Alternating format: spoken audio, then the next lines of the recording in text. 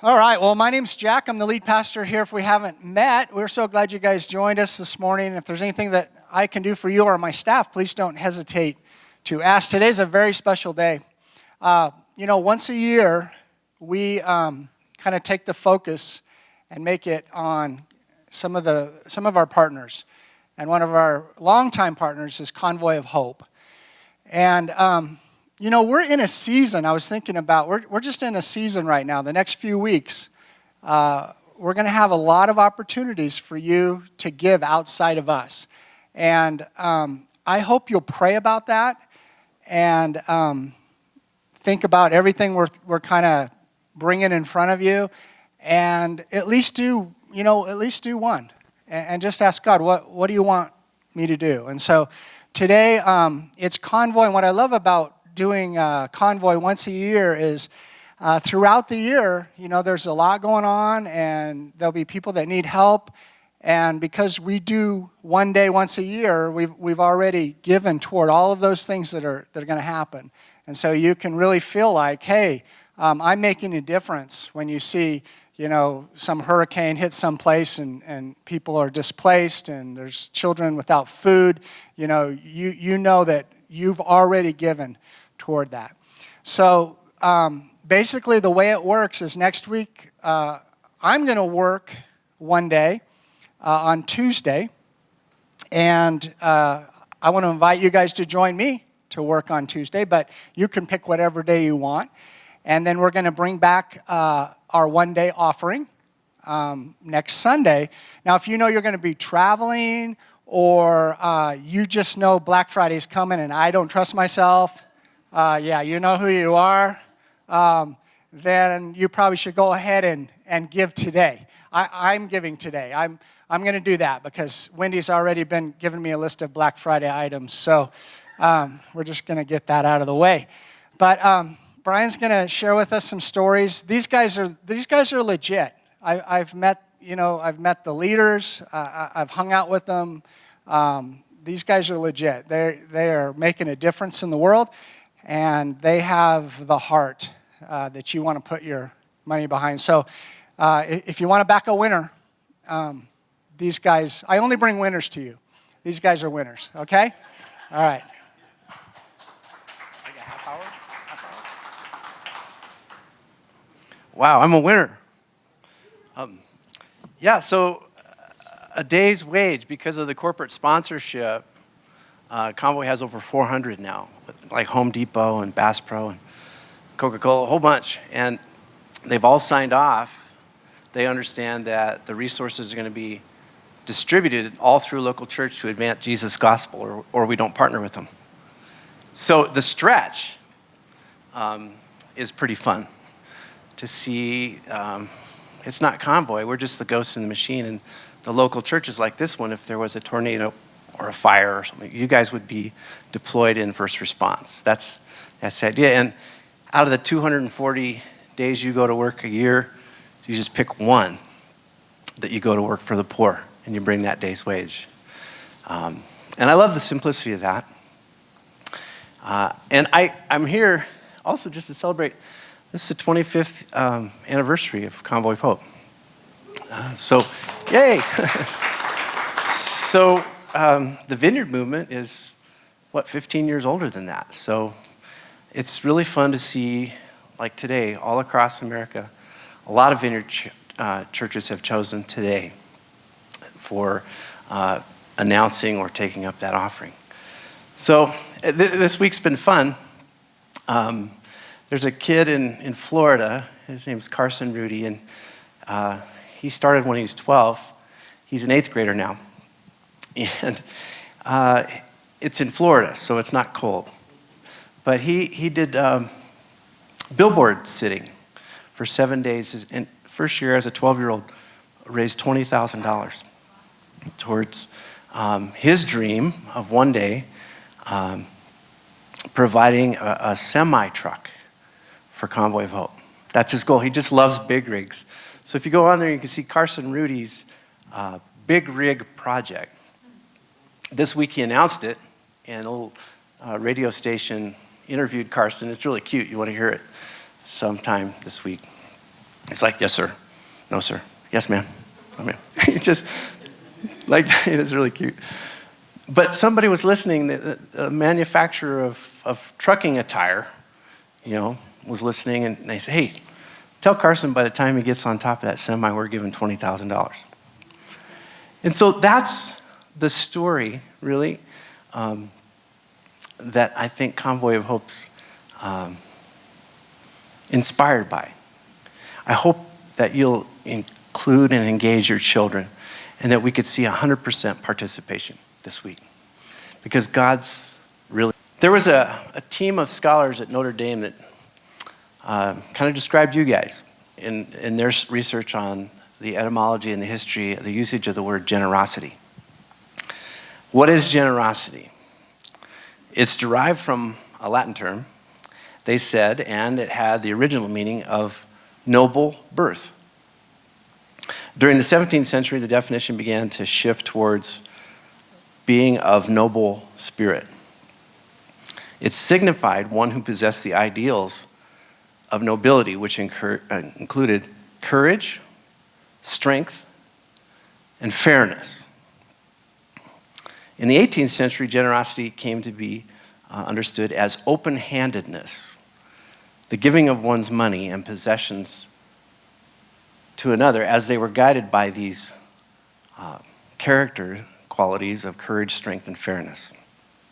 The study ultimately answered its research question by defining generosity as the virtue of giving good things to others freely and abundantly.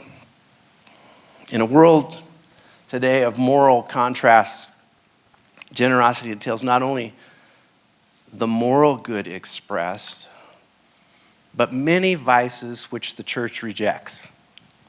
Selfishness, greed, fear, or even meanness. Generosity, therefore, can be expressed in a whole series of ways. Possessions, time, attention, encouragement, emotional availability, and more. Author Joshua Becker took this definition and in his application on simplicity, living a rewarding life, he said that true generosity requires a high level of contentment. It recognizes the reality that giving our resources to another person means that we'll have less for ourselves. But he also noted in this way that contentment is cyclical with generosity and forms the foundation for such. In response, surprisingly enough, generosity becomes the fuel for even higher contentment. I was struck by some of those character qualities and thought I'd just mention a couple reasons I think we need to focus on as obstacles to generosity. Have you ever wondered why there's so much talk, even in the church, about love, and say that we care so much about the condition of the world? Somebody ought to do something. But when reality strikes, we actually do so little. For most, it's not that we lack compassion. It's not. But often it's because we lack confidence. We've raised our hands in surrender to fear or uncertainty, doubt. What can one person, really, come on, let's get real. What can one person's wage do? What's that really going to accomplish? But it's actually an inaccurate focus. Remember nobility, courage, fairness. Yes, there are massive injustices, horrific catastrophes, and social problems that truly do exist that I cannot fix on my own. But nobody could. The fact is that the solutions have nothing to do with our ability, our identity, or monetary value. It has nothing to do with you and I being smart enough, good enough, famous enough, or powerful enough. It just means that some problems require an entire courageous, fair regiment of revolutionary friends coming together around that problem to move the needle. Matthew chapter 9, there's a little window into the heart of God, his son Jesus. It said when he saw the crowds, he had compassion for them because they were harassed and helpless, like sheep without a shepherd. Then he said to his disciples, "The harvest is plentiful, but the laborers, they're few. So pray, therefore, earnestly to the Lord of the harvest to send out laborers into this harvest." So Jesus is acknowledging this isn't just for one person. Let's ask the Lord of the harvest. Harvest is sort of a positive frame for the picture of harassed and helpless. And that's the left and the right arm of God reaching around and saying, let's do both. Let's acknowledge that there is real opportunity here in this circumstance, and let's align ourselves with the heart of God, regardless of what it looks like the outcome might be. In 2018, I'm going to just show you some pictures from the things that transpired during the year regarding disasters. There were 18 domestic and 21 international disasters that you responded to through your one day's wage. You might remember these names: Florence in North Carolina, Michael in Florida, the camp and car fires. We're all, by the way, still engaged in these areas. Internationally, Indonesia, Guatemala had a volcano, do you recall? The African ongoing hunger crisis, Myanmar, the flooding, Mozambique, Malawi, Hurricane Idai. And more recently, the catastrophe in the Bahamas are all places where we're mobilizing local churches to engage with those who are poor and suffering. Many of them lost everything. But that might be a good time to say, we're also still engaged in Puerto Rico after Maria and Houston after Hurricane Harvey. Not only is our goal to be the first there to mobilize the churches, but to be there throughout all three phases of the response: the rescue, the restoration, and the reconstruction phases, where churches are still building relationships with those who suffered. You were noble, courageous, fair, and you looked at what one day's wage, when it's matched by all these corporations and linked with all the other churches that you love and know, to make a difference. Thank you. But the strategy of responding to disaster often becomes an opportunity in another way. In countries that we call creative access countries, where the gospel is illegal to be preached, we can then, by doing a job with excellence, establish new programs for feeding children, or empowering women, or doing agriculture. In 2016, we were feeding 100,000 kids a day. And we set a goal that by 2020, we would be feeding 200,000 kids a day. But actually, in October of last year, we went past 200,000. So our new goal together that we're calling churches to embrace is to feed 400,000 children every day, which includes 4 new countries, by the way, by the year 2025. Would you believe with us for that? Would you pray to that end?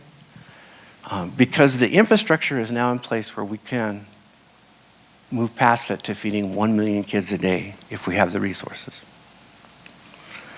So just in last year, the things that opened up because we were feeding children, including women's empowerment, we saw that the number actually doubled from 2017.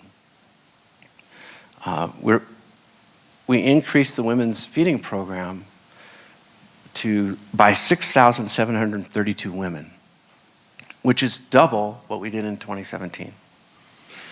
Now these ladies, are really, really bright. And if we can give them a gift of training and helping do market analysis, they're able to not only feed their children and purchase a home, but they can then, through peer-to-peer lending, lift the entire community's vision and expectation for raising the economy of a local village. So it's not about a brilliant strategy, it's more about empowerment of the right people. And women are stepping up into leadership roles in places that were male dominant, where there's other kinds of oppression. And they're able to begin having an equal voice in the leadership of a community, thanks to you.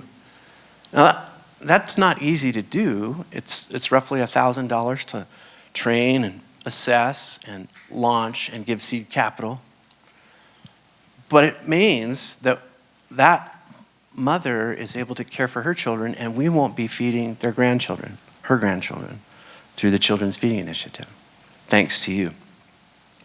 In agriculture, we saw the same sort of statistic that doubled the number of farmers that were trained from 2017, which was about 2,500 farmers. Last year, we trained 6,707. So the number of women, a high percentage of them are also in agriculture. So the Women's Empowerment Program, we now have successfully launched with a 98% success rate, 16,903 businesses, and 23,096 farmers.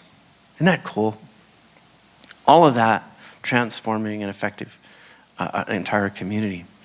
Charity Navigator last year gave us the 16th consecutive 4-star rating. Because I know that not only is it good to be efficient, you're concerned about the ethics of what we're doing. And in order to earn that, you have to exceed industry standards for transparency and efficiency. So fewer than 1%, a fraction of 1%, have received Charity Navigator's 4-star rating for 16 consecutive years. And this last year, even Forbes. Now, by the way, did you know how many charities operate in the United States? It's 1.5 million. And Convoy of Hope, by Forbes' recommendation, is solidly in the top 100. So you can know, yeah, there's room for improvement, but we're doing well. We're doing well. It's remarkable when you hear the story of that growth. 115 million people have had the opportunity to see the gospel demonstrated through love and compassion in 25 years. In 25 years. But when you realize and understand the backstory of how Convoy of Hope came to be, it's even more remarkable. Our founder, my friend Hal Donaldson, grew up in poverty, out of a tragedy. This photograph is of Hal's family a month before his father was killed by a drunk driver. And it would have been easy for him to grow up bitter and broken.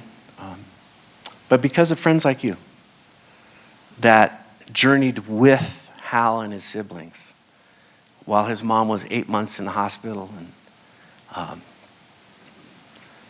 that family changed the course of Hal's life. When that happened, Bill Davis was in a little crowd out in the front of the house, and a police officer saying, "Who can take these kids if nobody can?" The police officer said, "We'll take them down to the station." And Bill Davis, who was a friend of Hal's father, said, we'll take them into our home. And he told Hal, when they came to his home, the tragedy in your life doesn't have to become, Hal, a lifelong excuse. Because where you start in life doesn't have to dictate where Jesus will lead you in the end. And here's a picture of the home that Bill Davis had. He didn't have a big bank account. Didn't have a lot of the things. But he had 4 kids already living in his home in a single wide trailer, and he invited 4 more in. And if you talk to Hal Donaldson today, he'll say that trailer is where Convoy of Hope started. That's where it started. Hal said, growing up, I despised walking into school with holes in both my shoes and jeans, and every lunch period reminded me that I was different. I was eating mayonnaise sandwiches and off-brand peanut butter crackers. Meanwhile, my friends ate tuna fish and had apples and Hostess cupcakes. Needless to say, they didn't really ever want to trade for anything I had. We couldn't afford a barber, so I just grew my hair long and trimmed it myself. I detested standing in line at the grocery store with only food stamps and confessing to my Little League coach that I wasn't going to be able to have a new baseball mitt. But nothing was worse than being targeted by bullies at school. When you're labeled a poor kid, you get shoved in the hallway, harassed in the locker room, ignored by girls, and ridiculed when you're not looking. They laugh at your clothes. They pretend you smell like dog manure. It's no wonder I suffered from class anxiety. I vowed that someday I wouldn't be poor, but most of the time, I didn't have enough self-confidence to even try. Those years helped me understand how poor families remain powerless for generations. They simply begin believing that they're third class. They suffer from what sociologists call social immobility. And they feel trapped in a pit of circumstances they don't know how to climb out of. Harassed, helpless. But Hal found in that place there was help. Bill Davis was an extension of Jesus' shepherd heart. In John chapter 6, we read a story. It starts out in an awkward way because of the chapter break. After this, well, what is that? This. It's actually a reference back to the impact of the crowd had on Jesus in Matthew 9. Jesus went away to the other side of the Sea of Galilee, which is the Sea of Tiberias. And a large crowd was following him because they saw the signs that he was doing on the sick. See, they were bewildered. They were bullied by Rome, belittled, battered, oppressed, exploited, harassed. And yes, they were helpless. How do we know that? Because this lake is 4 miles long. And Jesus is in a boat, and they're going across the lake. By the time they get there, the crowd had to have traveled 10 miles. 10 miles. And there's an estimate that there's, 5,000 men. So there could have been up to 12 to 15,000 people in this crowd. But by the time Jesus' boat gets there and he walks up the hillside, they're there. Boom. What moves people like that? Well, for generations, they've been praying for a Messiah. And here in the life of Jesus is that opportunity, perhaps. Expectations are rising. Jesus has been praying, the Lord of the harvest, send forth laborers. And when he sees this crowd coming, he's looking through the chaos and the pain, that there's about to be an answer to that prayer. Jesus went up on the mountain, and there he sat down with his disciples. Now the Passover feast, that's important later, was at hand. Lifting up his eyes, then seeing that a large crowd was coming toward him, he said to Philip, Philip, I love this, where are we to buy bread so that these people may eat? He said this to test Philip. For he himself knew already ahead of time what was about to go down. As you're approaching this next week, can you let that reality of what Jesus sees govern you? Philip answered him, 200 days' wages wouldn't be enough to buy enough bread for each of them to get a little. One of the other disciples, Simon, Peter's brother, who's famous for getting it wrong, I'm going to break it down this way. He says, there's a boy here who has 5 barley loaves and 2 fish. Now, if he'd have ended right there, it would have been a great day for Peter. He says, but, what are they for so many? And Jesus said, have the people sit down. Are you sitting down? Are you ready for what's about to happen here? You heard that phrase? Maybe it comes from this. I don't know. Are you sitting down? So the men sat down, and there were about 5,000 in number, and then Jesus took the loaves, and when he had given thanks. Now, I have come to the conviction, living with this text for months now, he didn't just say, Lord, thank you for the fish and loaves, amen. I think he's giving thanks to what he prayed and told the others to begin praying in Matthew 9. Let the Lord of the harvest raise up laborers, for there's going to be a harvest. And when he'd given thanks, he distributed to those who were seated, and so also the fish, as much as they wanted. And when they'd eaten their fill, he told the disciples, gather up the leftover fragments, that nothing may be lost.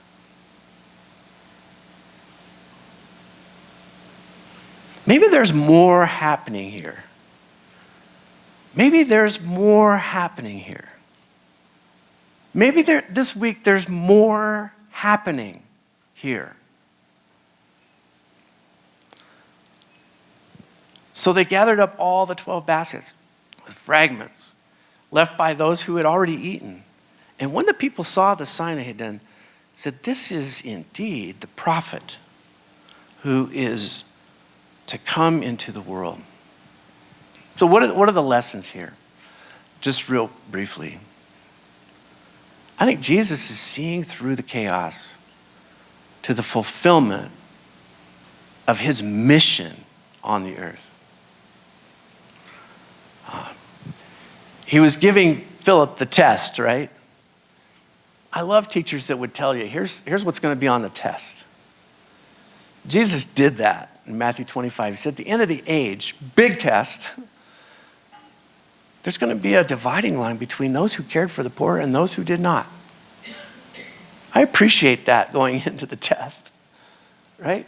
When did we do that? Well, when you gave a cup of cool water to somebody who was thirsty, you did that. And you did it to me. Secondly, he's not looking for what we don't have. He's simply saying, there's some other things that you'd like to keep, and I could use those.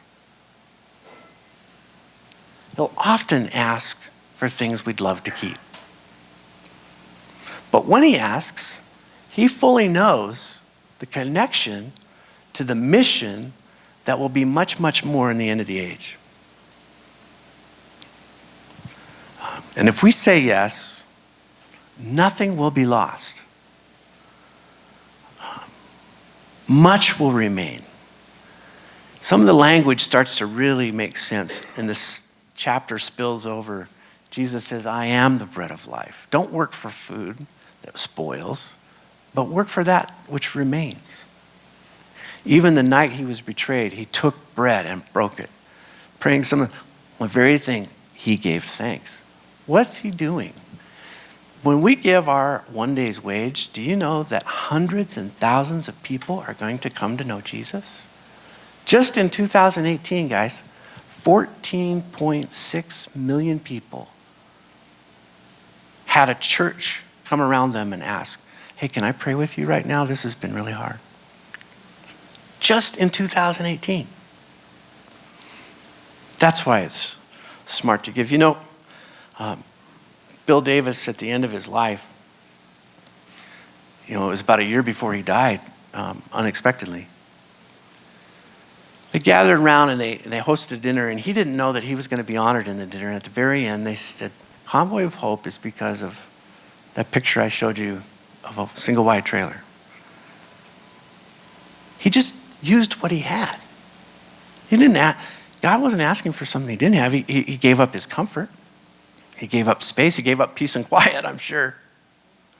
But here's what he said. I never knew that loving your family, Hal, would result in helping so many lost and hurting people. Just this past month, I thought it might be helpful for you to. We have a saying at Convoy of Hope, if you want an ordinary life, it's okay. You can have your lunch, nothing wrong with that. But if you want an extraordinary life, give your lunch to Jesus and watch what he does with that. Proverbs 19:70 says, whoever is generous to the poor lends to the Lord, and he will repay him for his deed. God bless you this week as you consider a day, an actual day, or maybe going to work for the poor. God bless you.